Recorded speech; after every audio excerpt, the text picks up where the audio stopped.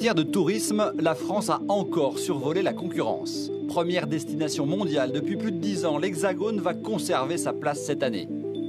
87 millions de visiteurs internationaux en 2017. Ils étaient près de 90 millions l'an dernier. Le gouvernement en espère 100 millions en 2020. Même si le nombre de touristes asiatiques et américains a un peu diminué, le mouvement des Gilets jaunes n'a pas effrayé ces visiteurs du Louvre. Nous, on a évité les week-ends. Oui, on a évité la foule.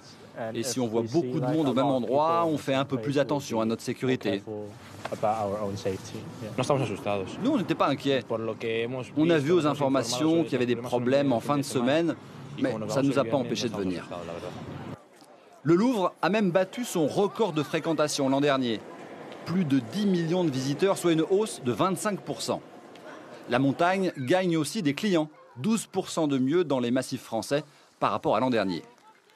Mais pour ce spécialiste des excursions parisiennes, sa croissance à 2 chiffres aurait pu être encore meilleure. On sort d'une très bonne année, donc on est ravis. Elle aurait été absolument excellente si elle n'avait pas été un peu perturbée sur la fin de l'année par les Gilets jaunes, qui ont tous les week-ends perturbé largement l'activité.